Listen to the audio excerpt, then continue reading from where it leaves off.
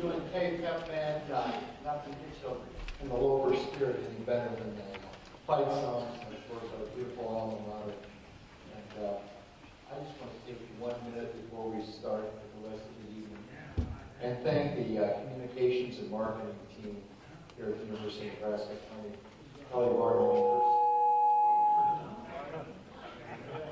Just when I was done, I was too quick to thank you. What a great video production that was.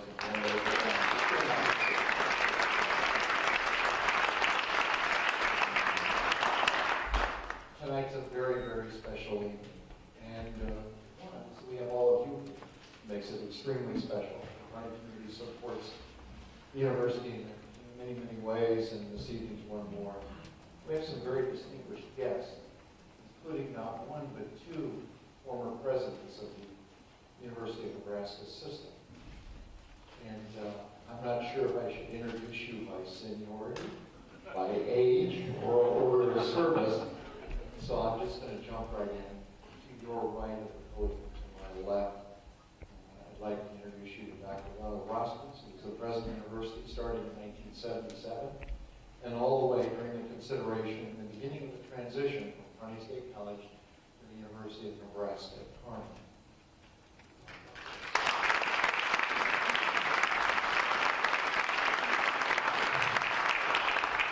To your left, to my right, we have Dr. Martin Massendale, University of Nebraska president from 1989 to 1993. And Martin was in charge of the transition and many of those difficult discussions that occurred and bringing in and has a unique view of the transition and years to follow, and is still actively engaged in the University of Nebraska system. So, Dr. Martin.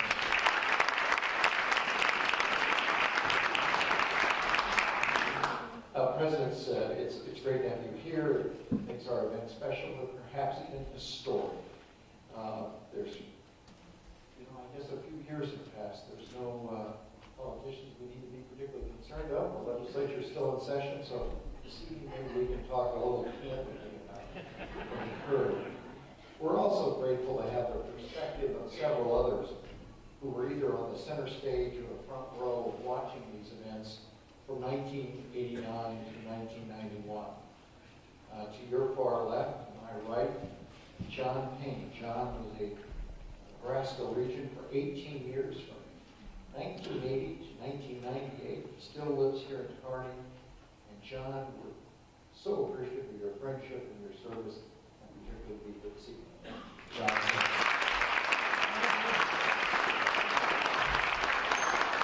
This evening, before I came, I decided I was going to slip away and take a real quick dinner. And I was going to review, and I thought, I'll go someplace where nobody knows who I am, and nobody will know me. Who's the first person I run into with our next panelist? She and her family were there, and they're kind enough to be here this evening. Kim Carlson is uniquely qualified to reflect on UNK's 25 years as part of the university system, because she was a Kearney State College student during the transition. She is now a UNK professor of biology She received her first UNK degree in 1992, and her second in 1994. She's known as being candid and correct in a very, very good way. One of our best professors, Kim Cole.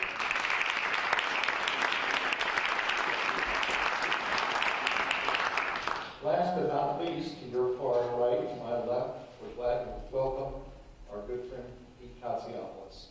As an alumnus of Kearney State, Pete has been Kearney's mayor, city council, has worked at the University of Nebraska Central Administration on statewide economic development. He's led the UNK Foundation here. He works for the UNK Alumni Association. And during the key years that we're going to talk about this evening, Pete was a member of the Nebraska State College Board of Trustees. Our good friend, Pete Katsiopoulos.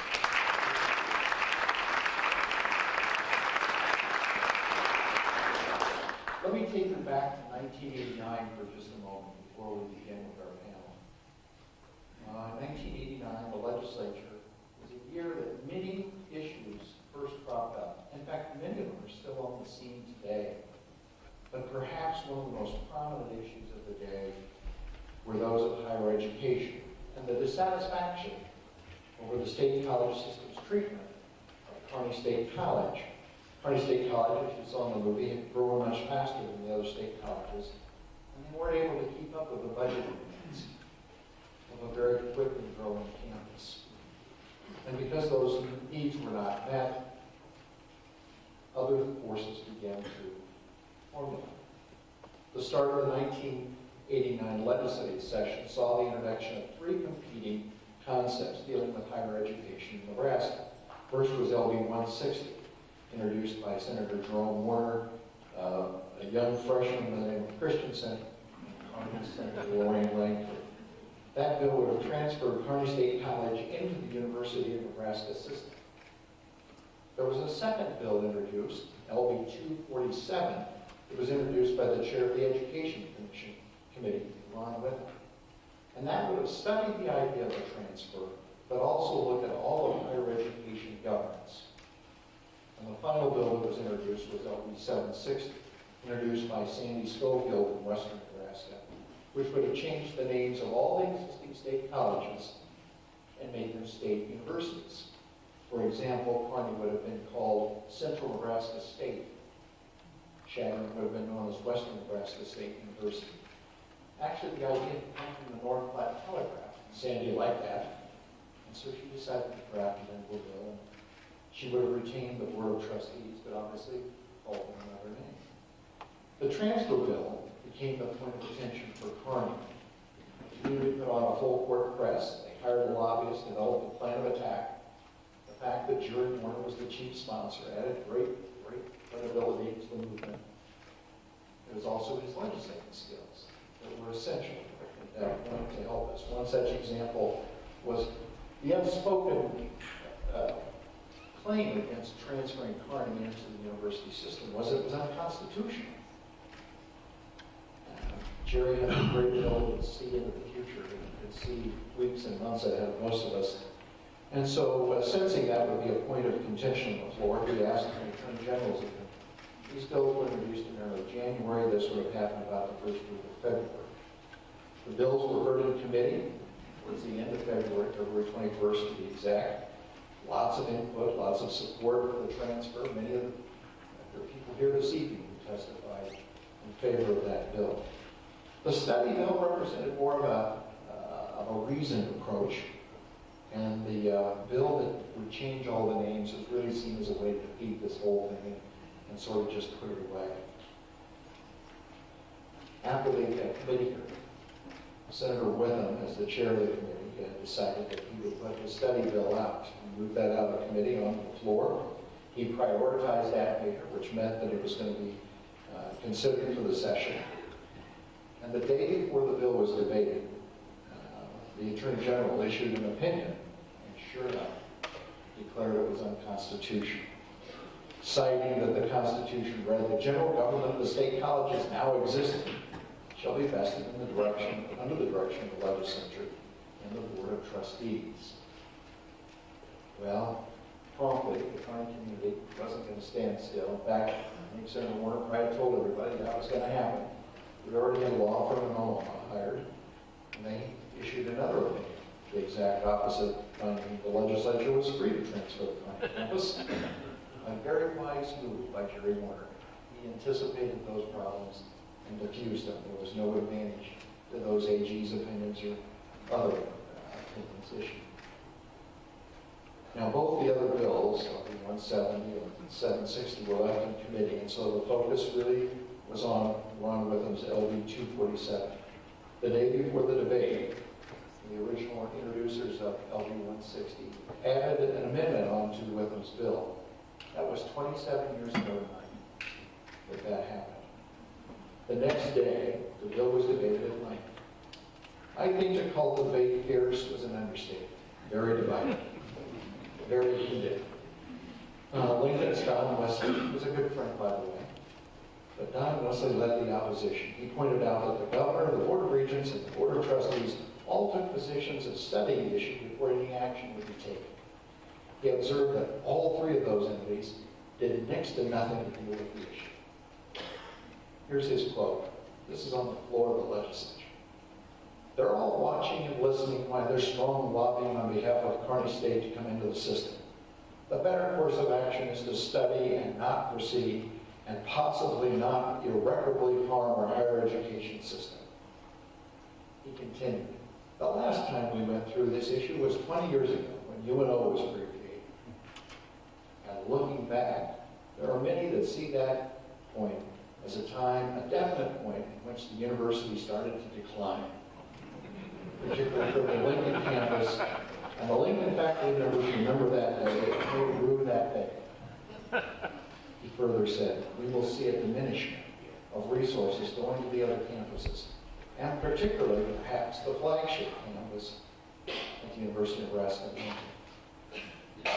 That's all we needed. The opposition gave the greatest speech of all. After a day-long debate of amendment number 25, the amendment to bring the Kearney campus into the university system is attached to Senator Witham's bill. It still needed to advance. It did. It got 29 votes now, with 12 people voting against it and 8 chickens not voting. You know, that was a very interesting debate. It left many scars. And again, not picking on Senator Don, but Senator Wesley had this. There are some in the university system in the central administration office that would very much like to see that vote. They like the idea of having Kearney in the university system. They think they can control Kearney better from there. They can diminish Kearney's wild ways. And I think, instead of Kearney being kept under control, it will, in fact, Kearney will be unleashed and unleashed again to do detriment all over the state. These were kind of fighting words. The next round of debate, 1 week later, saw vigorous opposition again. The bill ultimately was advanced to final reading with the same vote. The final passage came on May 18, 1989, and both sides were given one last plea, for and against. There were 36 people who voted for the bill at the end, 11 against, and 2 not voting. And that was extremely important because it was apparent that the bill was going to pass. But if it had more than 33 votes, the emergency clause could be enacted, and as soon as the government would sign the bill, the transition could occur. And so that was extremely important. Governor Orr waited the very last day to sign it. It was signed on May 23rd, 1989. And July 1st, 1991 was the date established for the transfer. It was a fairly short period of time, as I'm sure Martin can attest, and we'll try to talk about that. Many, many things had to be done. The members of the State Board of Trustees, or at least some of them, refused to implement the transfer. So shortly after that, Bob Spire, the Nebraska Attorney General, filed an original action in the Supreme Court to declare the legislation unconstitutional. That's extraordinary. In most cases, they get to the Supreme Court and have to work its way up through the trial areas and be done on appeal, taking many, many months. The Supreme Court granted original jurisdiction. In other words, they took the case right away. They cited that the matter had few facts in dispute and was a matter of great public importance. The matter was briefed and argued before the Supreme Court, and less than 1 year later, on May 18, 1990, an opinion was filed. Now, if you're familiar with the Supreme Court, there's not a ceremonious way of handing out opinions. One of the staff people walk out with a handful of opinions and they throw them on the table, and you're like a bunch of dogs trying to sit through and find the one you want. And we've been there many weeks waiting for this. That day finally occurred, and of course you never start reading from the front. You always go to the back and see what happened. And at first glance, as you know, the Supreme Court has 7 justices. And you start to look, oh my goodness, a majority for the 7 voted this unconstitutional. And I remember the blood rushing out of my head and that pit in my stomach. And then I happen to remember that, oh yeah, it's a supermajority. It's 5 votes. And they went in 4. And thus, LB 247, moving Kearney State College and university system became law. And I think it points out one more time in the history of this institution that nothing's ever been easy. And the transfer was effective, and it occurred. And this summer, on July 1st, we will mark the official 25th anniversary of coming into the university system. And so with that, it's difficult to start here on the panel, but I'm going to start Ron a little bit because you may start before some of the words I spoke about. Could you talk to us a little bit about what was going on in the university system from your perspective and how this Kearney thing started to bubble up? What were the beginning roots of that from your seat? Well, it began in, I think, 88 in the legislative arena, not in the legislature, but among us who were trying to find a way to get this institution, which was then, as you know, Kearney State College, into our system. But I learned in 88, I think it's 88, might have been 87, doesn't matter, comes out the same. I learned that Senator Lorraine Langford had, at least the rumor was, that she had 20 signatures of senators to bring Kearney and the rest of the state colleges into a separate university system. And I thought, frankly, that would be disaster for Nebraska, because I knew of several states in which there were 2 or more university systems, and there were troubles there. Plus, in our state, at that point, if you think back, the dollars, tax dollars that were allocated to universities were going, mainly our university and the state college, were going not necessarily down, but they were holding tight. And Bill and I were good friends. And we spent a lot of time with some of our associates down in Lincoln when the legislature was in session in those years, arguing about, not arguing, that's too strong a word, talking about how can we do this? And he was persistent in wanting to have a university system. Well, enough of that. I just put a period there because we pretty much clarified that. As soon as I heard about Lorraine's, I don't know whether it was true or not, so-called signatures, I went to my good friend, Jerome Warner, who took it immediately to the tractor where he was cultivating. And that's where he often said, that's where I make my good decisions, and I have no doubt about it, because he thought and thought and thought. And he was a great thinker. I will say more about him later if I have a chance.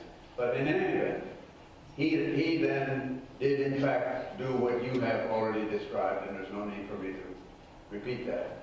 I just think that it worked out beautifully, but I have to freely say to you, and I do so without any hesitancy, I was concerned about having a second system, in the second university system in this state. John, you were on the Board of Regents. What What were they thinking and discussing at this time? Well, it was a 4-4 vote. We had two Omaha senators that were on our side, or excuse me, Regis. Kermit Hansen and Jim Moylan was definitely in favor of Kearney, and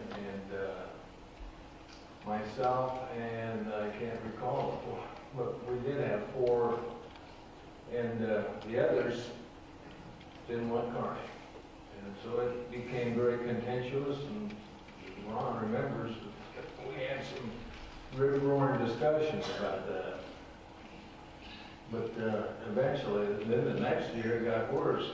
Kermit Hansen and I were the only 2 wanting Kearney in the system, and the other 6 were no. That's, I guess, when we changed presidents, unfortunately. But it was not a pretty sight. There were some tough days at the board. There were some real tough days. Let me put a PS to that name. Now he's jumped up to 1989. And in 1989, as was the case every legislative year, our primary lobbyist, meaning our in-house lobbyist, it was Ron, it was Jim Bragg, or no, Lee, come on. You guys are old. Lee Rock. Thank you. Okay. Lee Rock. They'll get up there. Lee Rock and I, as we did every legislative session, which was our responsibility, we had lunch or sometimes breakfast with every single legislator by himself or herself. And in each case, we did not bring up, we would not bring up the subject. But in every case, the senator would bring up the subject. Now, what's the deal about it, they would say? What's the deal on this Kearney thing? And I always tried to say, and I think Lee would testify, and he sometimes said it himself, we have a 4-4 split on the regions. And I'd stop there. I might have said a few more things, but I said, I didn't identify anybody. And then they'd always say, well, what's your view? I'm not going to lie. I'm not going to be quiet. I say, in each case where I was asked, I think it's a wise thing for us to do. And that's what ended my career.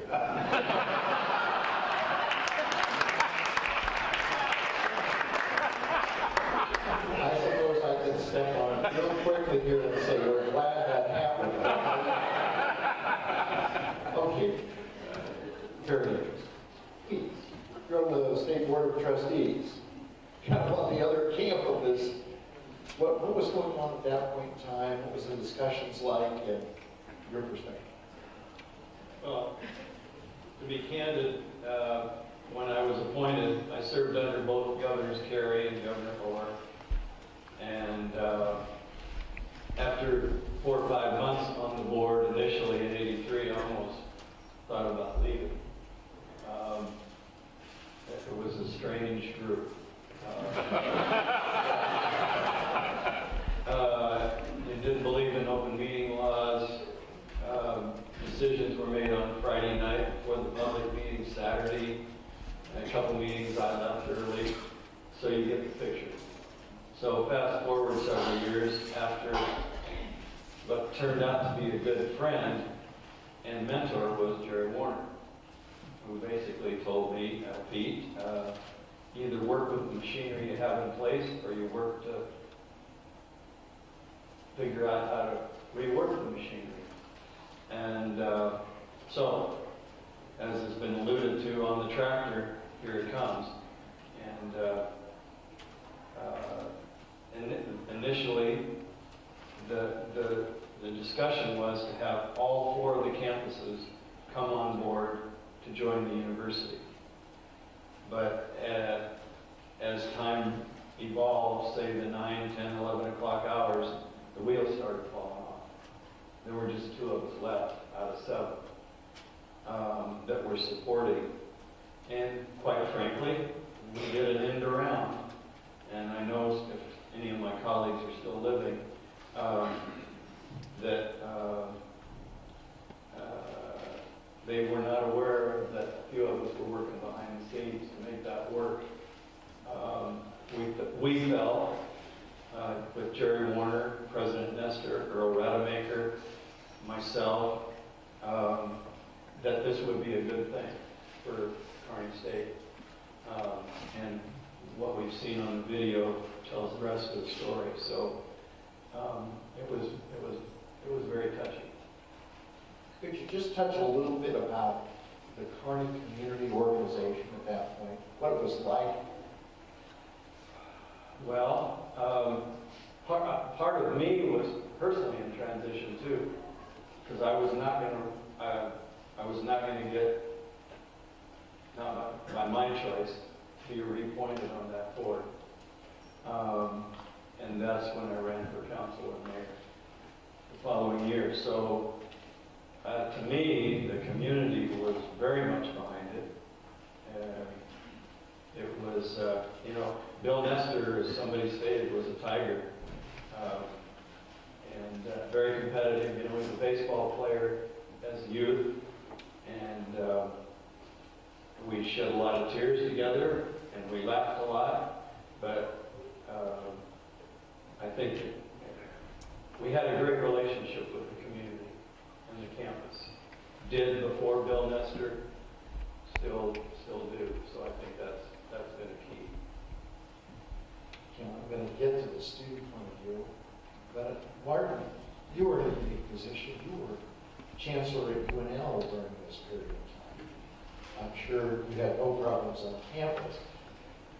Can you explain or talk about what the view was like in Lincoln during this period of time, at least from your perspective? I've learned some things here tonight myself, which is very interesting. I'd say that the group that had the most concern was probably the faculty.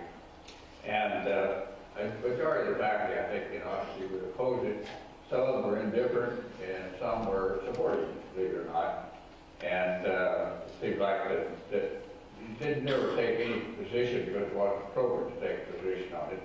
But I think that most people were probably sitting and waiting to see what happened on it, quite honestly. And I felt a little bit like long-time Senator from Illinois, Senator Everett Dirksen, who one time said, he was asked about where he stood on an issue like this, and he said, well, some of my friends are over this side, and some of my friends are on this side, and I support my friends.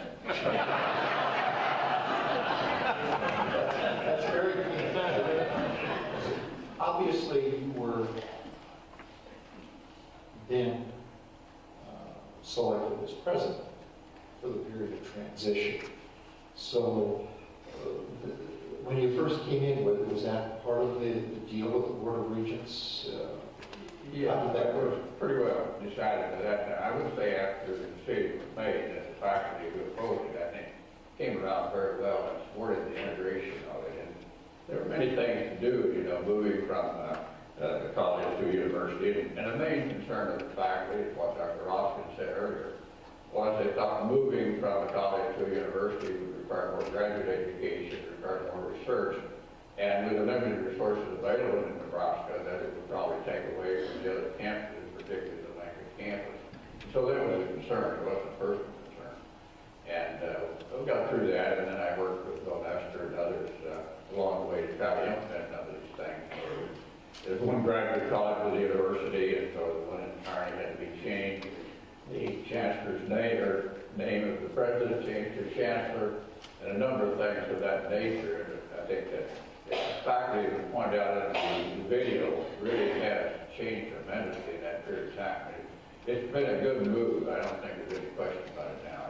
It brought, I think, the university together better. The Western Nebraska is being served well, undergraduate education getting emphasis. And so I think that certainly in hindsight, it was a good move.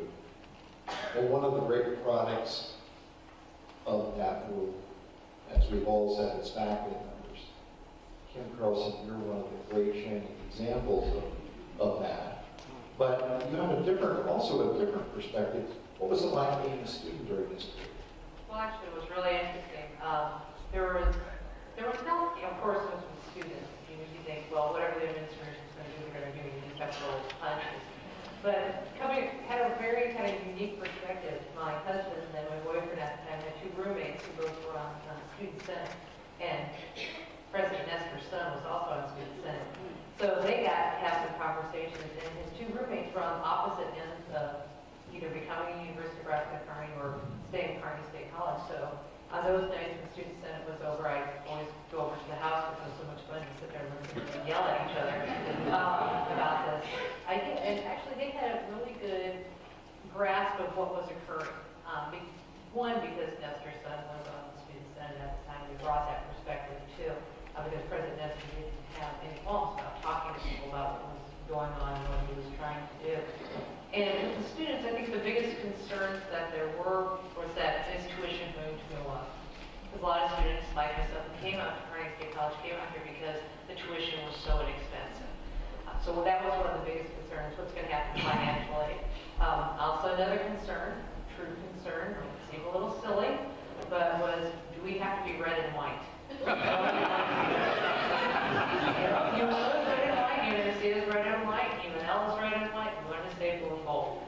And, you know, and that was a big concern for students, but a lot of it was, you know, we really have no say, which really wasn't true. We really had a lot of say as students, because we're student forums. I did attend 3 different student forums. We did have an opinion on the same poll that the faculty took about what would you like the name to be. The students also took that poll and actually came out different than what the faculty did. We wanted to be part of the University of Nebraska system. And as I said, I had a unique perspective having those 2 friends who were on the Student Senate and actually get a hearing all the pros and the cons. So, and a lot of that happened that last year. You know, students don't do much until it's the very last moment they teach. And there was no difference here. Well, you talked about Sheree, one of those. But what do you suppose if Jerry was alive today, his view would be of what we did and what occurred? If Jerome Warner were here, and he is in spirit, by the way, seriously, were it not for him, I don't know that we'd be here. But in any event, I think Jerome would say, if he had a microphone, this was a very good decision. I'm glad I went out on the tractor and drove for a while. Because that's exactly what he did. And it was just a couple of days later when he had drawn the conclusion that we had to go this route. And I think he would say that what has occurred here is beyond his expectations at that time. Meaning, the growth, and I'm not talking just numbers, I'm not talking just buildings, but the growth in quality and in spirit and in a sense of really making it a university. He would be tickled to death. In fact, if I may throw in a comment, what I'm saying is voluntary comment, which I'm going to make even to you. Say no. I have been sitting here thinking that we've been discussing the events that took place, and particularly after the film, and I'm saying to myself, where is the name Warner out here? Have we thought about that? Let me give you that suggestion free. I'm serious.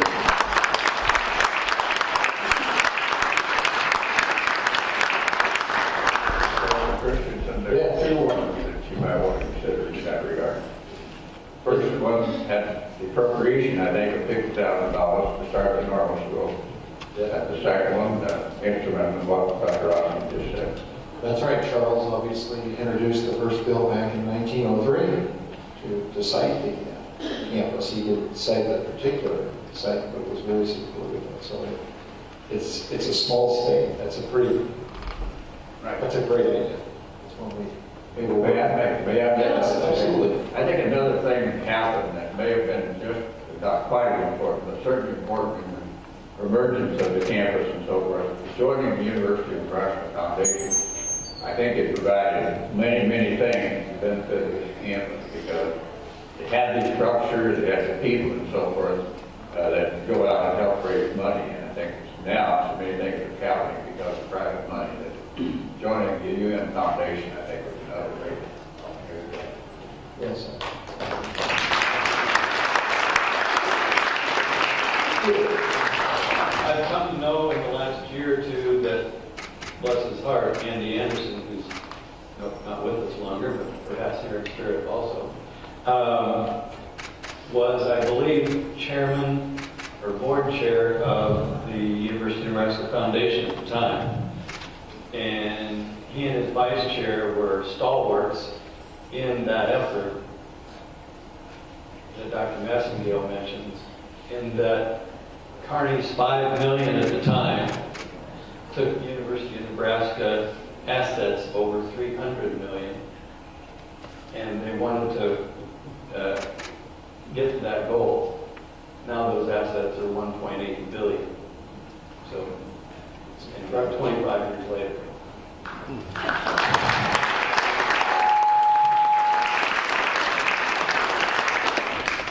John, I mean, I'm going to let you speak, but I also want to ask you for a little bit of an opinion. When the transition began to occur, when it was clear that this was going to happen, did the mood of the board change? Were they supportive? Did they help then President Massengale, or was there still some residual resentment? I think it changed quite a bit. Don't you, Mark? I think they were all in favor. It's amazing how it came about. One of the key people that we haven't mentioned was Chancellor Dale Weber from UNO, and he was very much in favor of bringing Kearney into the system. And he lobbied Brad Ashford, who was the leader of the legislators in the Omaha area, and we were fortunate, going back how it passed, that Dale was very pleased to get Kearney in. And I think you would be amazed at the cooperation that occurs today between all the campuses as well. That was the largest fear, was that there would be regionalism, fractionalized campuses, and actually the campuses have worked very well together. At the time, the Lincoln people felt the university was moving brick by brick, everything to Omaha. And of course, the Omaha people thought that Lincoln had everything and they were going to get more. So I think Kearney was a great balance on the whole situation. So Lincoln, a lot of people thought that Seward was out west.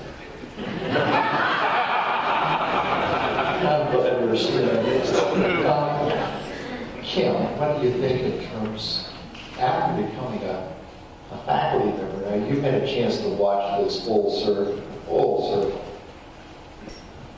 Did you ever think that as a student, you'd be sitting here at the 25th anniversary as a faculty? But given that, now as a faculty member, you obviously have some view of what occurred in the past and what happens today. Can you give us a little insight into that? Sure. So things have changed a lot in the last 25 years. At the time when we were transitioning over to the university system, and I did take the opportunity to talk to some of the faculty that were here at the time to get their perspectives also. And they said, they realized, they were told that it's going to slowly evolve. But one of the things that did happen, in my department, we had faculty members who earned their PhDs while working. That doesn't happen anymore. If you're hired as a faculty member, or tenure track faculty line, where you go start with an assistant professor, you have to have your PhD or the alumna dissertation. That was a change that happened because of changing over to the university system. That's in the Board of Regents bylaws. So that was a little different. There was also the fear that we're not an R1 institution. Are we going to have to be doing much more research? Well, in the sciences, we were really embracing that. Unfortunately, did not have the resources to do that. When I was a student here, our molecular biology lab was a closet, and it was probably, I'd say, 6 feet by 6 feet, and there was 12 of us in there at one time, and we did this technique called PCR that's all regulated on temperature, where you go this water bath for 30 seconds, this for a minute, this for 30 seconds. We had 3 undergrads lined up, me being one of them, and a grad student going, go, go, go, for an hour and a half, because we didn't have the money for the equipment. That's changed. When I came back, we also didn't have any labs. We had classrooms, and we doubled this lab. Went through the renovation, and now we have, if you haven't been to see Bruner Hall of Science, it's a completely different building than when I was a student. I always tell my friends, if you haven't been back, you need to come back. It's not the same campus. We have all sorts of, we have lab space, we have labs for faculty members to do research with undergraduates. We have a lot of equipment. We have a great camaraderie with the University of Nebraska Medical Center, UNO and UNL. We have great consortium of research with those campuses, a true university consortium. Did I see that as a student happening? No, I didn't. We thought we'd be viewed as the ugly redheaded stepchild of the university system. Because that's really the issue, right? You start as, you're the big fish in the pond of the state school system, and now you're going to have to go down to being the tiny little fish. And that was a big fear. And I think that in the time that since this has happened, it's actually turned into a great collaboration amongst the campuses. Interesting. Pete, Kim's talked about what some of the good things are. I'd be interested from your view of the institution here. What do you think was the good things that happened? And do you think there were some things that weren't so good for us that have happened? I'd be interested in your observation.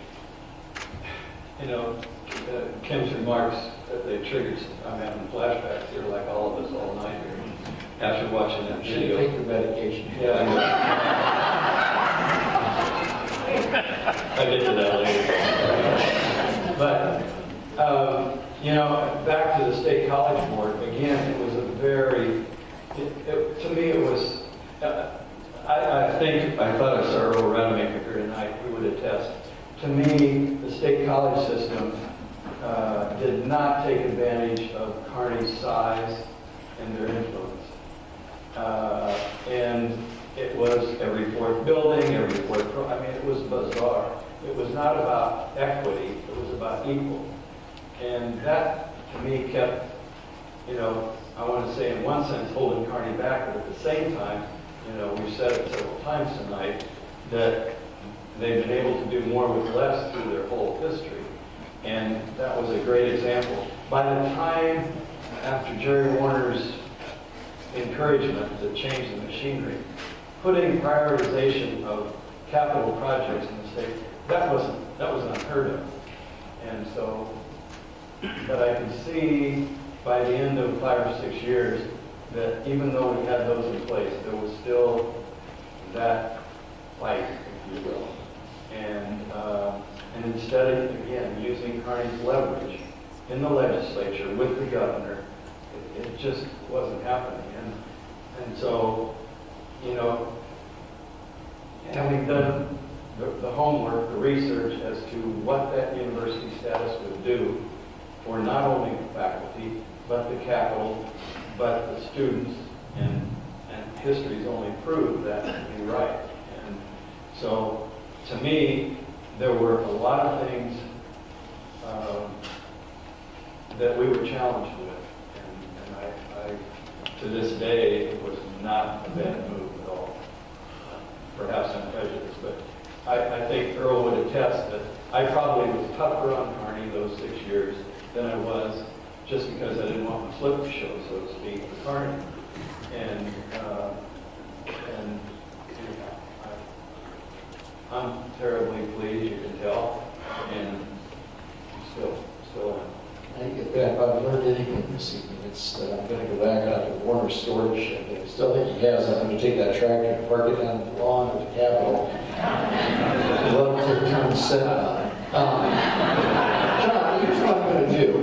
We want to get to some questions from the audience, so I'm going to start with you, and we'll just come down the aisle here.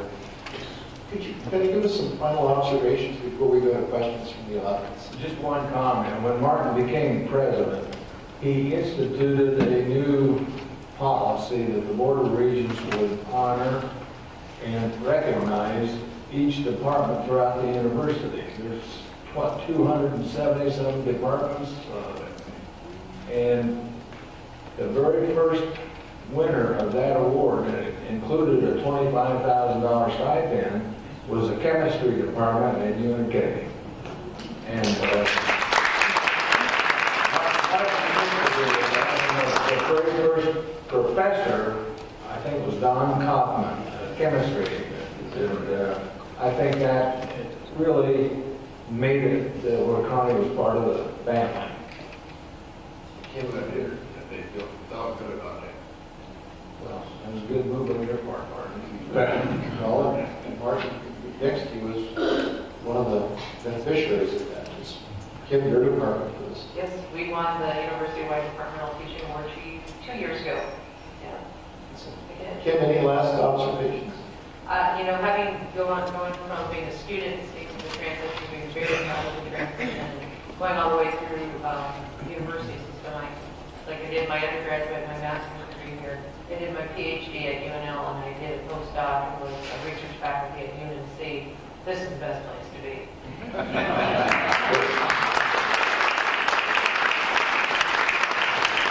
Martin, I had a number of those breakfasts with you. Yeah. And you were a gracious host, but you also were a great communicator of the progress of transition. You gave me constant, candid feedback, some good, some going to take us a little longer. But I think that was a strength. Any final observations before we go to the audience? Well, I had many meetings with Bill Nestor, as you can remember, or probably know about, that we got a number of things worked through. Bill was a tough negotiator, as Ron has said before, but I think we got those worked through pretty well, and I've been very happy with the way it worked out. And the fact that people came together, and I think some of these talk about the departmental award. The primary reason that I did that is I thought that we could get better cooperation among and within departments if they had some reason to work together, and they'd almost have to work together if they qualified for that, which I think was a pretty good bonus at that time, $25,000 to the department, not to an individual. Well, it was a good bonus for us. We just used that $25,000 to outfit all of our teaching laboratories with new microscopes. So we did with it. Good, very good. I'm going to say, Ron, for last, Pete, any final observations, maybe any big surprises or perhaps disappointments other than who became chancellor? I don't think I'm there with you. I think part of this is interesting as we reflect on it, in that both governors, Kerry or during that time, both, whatever was driving it, felt some kind of reorganization needed to be done in higher ed in Nebraska. Just didn't know how to go about it. And so, plus Jerry Warner's heart. I think Kearney has nothing to apologize for, past, present, future, and we have 4 unique campuses in this system, and I think that's healthy. Ron, before we go to audience participation, any questions? I would like to make an observation that is patently obvious to everyone here, but it hasn't been uttered. And that is, an institution like this, for that matter, most any institution, is able to move forward and prosper to the extent that the leadership that is capable of showing the way. And the choice of chancellor for this place, my friends, was the best it could have been. And he's right there.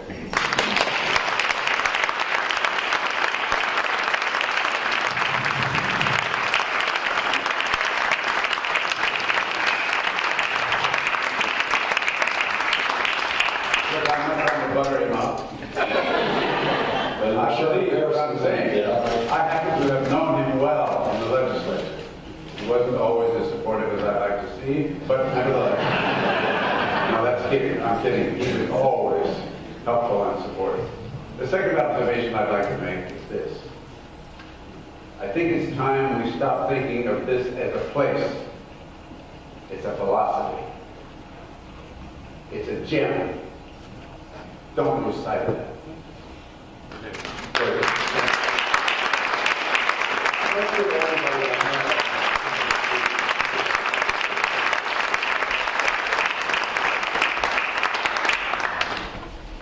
We wanted to spend a little time.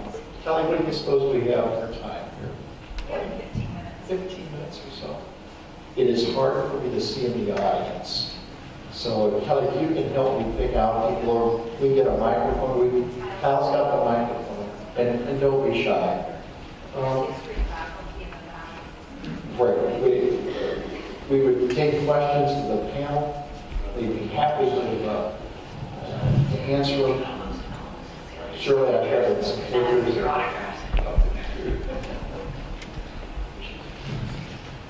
I probably am John's probably dying right now seeing me stand up here. Oops, sorry. But I have to say that I really think that this group needs to understand who was the beginning incentive person to encourage Kearney going into the university system. I lived through this for a long, long time, and he really firmly believed that this needed to be done. And he worked very hard, and he tried his darndest and accomplished what he wanted, what his goal was, to get Kearney into the system. And I really, truly believe that he needs to be understood, and people need to applaud him for doing this very thing. Because he did it.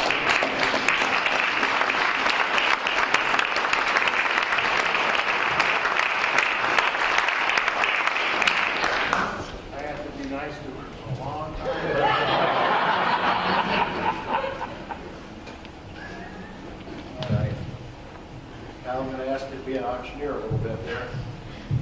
Other questions? Yes. With regard to the university at Kearney, university system, even expanding out to the state college system, is there unfinished business that still exists to this day, even 25 years later?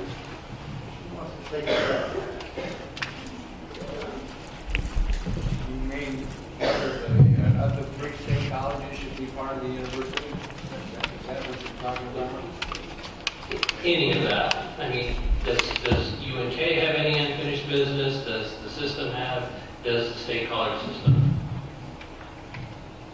Well, I think the state college, the three that are left, pride themselves on their teachers' colleges, and I think they want to continue to be that way.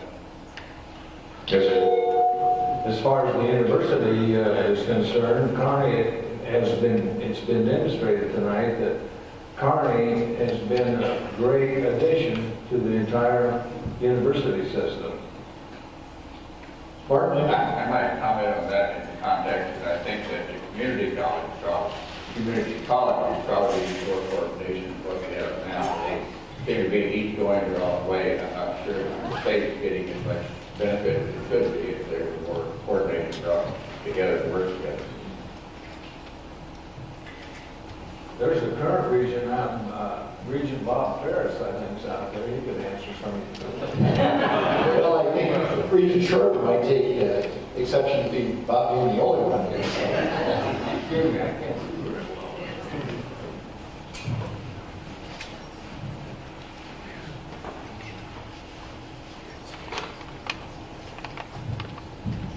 Well, first let me say thank you for putting this on. What a tremendous presentation it was tonight. It's quite a celebration. Thank you very, very much on behalf of the Board of Regents.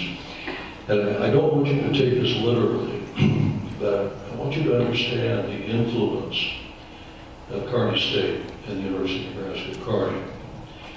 Former chair Bob Ferris, Kearney State grad, Ken Schroeder, current chair from Kearney, Nebraska, and Chair-elect Robert Whitehouse, Kearney State grad.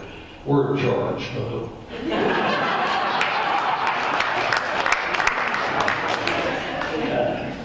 I just want to finish by saying, and pick up on President Roskin's observation about being a gym. The transition has really gone from an institution that was a diamond in the rough to a polished gemstone. This is a terrific transformation that has occurred in the past 25 years. And thank you, John Payne, for supporting that, and the rest of the presidents of the university and Pete Gonzalez. Thank you very much.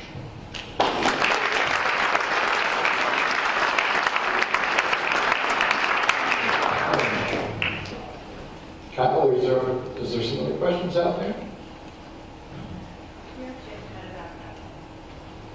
Jim Cutback. Are you here? Cam's never recorded. Jim, we haven't heard from you. Just quick. All right. Go ahead. 25 years ago, I was chairman of the county board. Here, long story short, many of you were there. Bob Curry was here also at a meeting at the teachers' college back then. And he asked a question after he sat there for 10 minutes. You know how he was. And he said, first of all, you got to ask yourself, what is in a name? What is in a name? And 25 years later, I'd like to ask, what is in a name? Does that help? Does that? Well, from a lay perspective, I was not aware until I did some homework about this issue, what across the country, when you're talking about faculty, students, and grant awards, those kinds of things. As a layperson, I didn't really understand what that U meant. And again, 25 years later, I think it's proved it. Now, I think we have to be careful when you say we have better students, we have better faculty, we have better capital. I mean, I think we have to be careful when we say that. But I would have to say, Kim said it earlier, Dr. Nestor, came from Ohio State. He had just terminated football coach Woody Hayes. Everybody thought he was going to come to Kearney and take on the athletic department. He took on the faculty, and that was his goal, to raise the standards here. And we've had some incredible faculty through the years, but I think, as Kim has testified, that that has helped. And then what has that done? I don't remember the stat, but the last 4 or 5 years, the ACT of entering freshmen continues to go up each year. So I vote yes. Others in the observation of the name?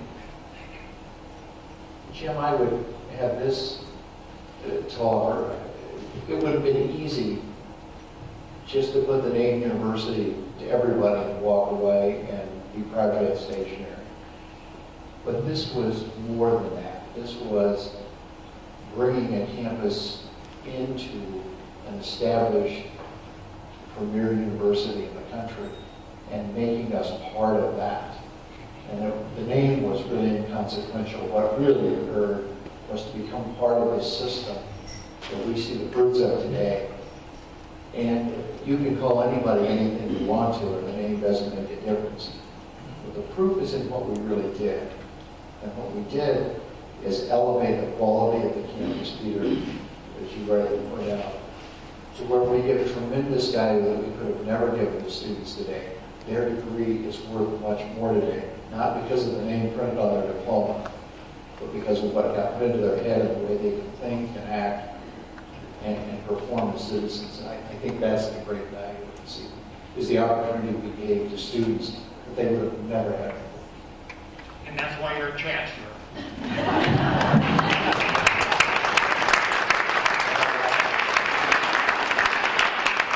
Well, another question.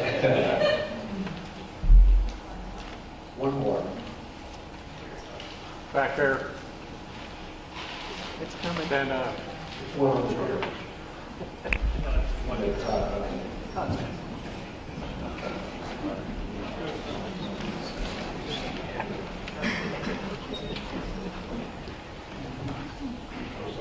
Well, I just want to say that, things are still evolving, even if it's been 25 years.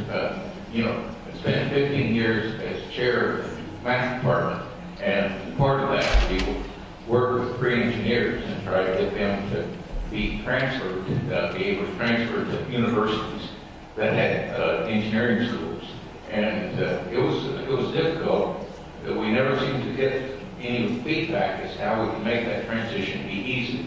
And so I was real pleased that in the last publication from UNK that I got said that the engineering college at Lincoln and UNK had come to an agreement as to how pre-engineers could spend time here on the campus and make that transition there to finish their engineering degree. So I'm glad to see, I think that's a result of the fact that the medical center and our campus worked to get the new building. I think other departments, and I think watching UNO and UNL work out their differences between what can go on in Lincoln and what goes on in Omaha, I think they can see that everybody can benefit by having closer cooperation between all campuses and make transfer much easier to all of the programs. Well said. Thank you very much.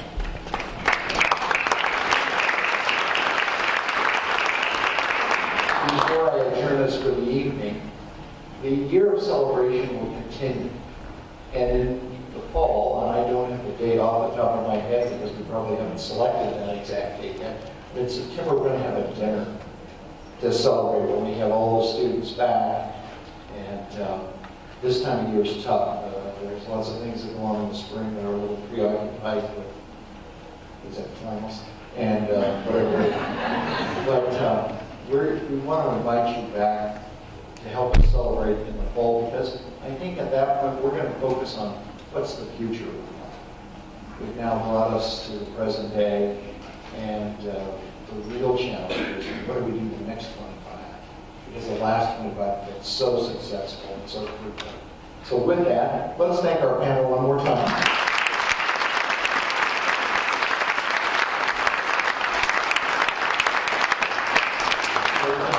Thanks to all of you who came this evening. I'm sure that some of the panel members will be around for a little bit longer. We'd love to visit. But thank you for coming. And above all, go Oilers.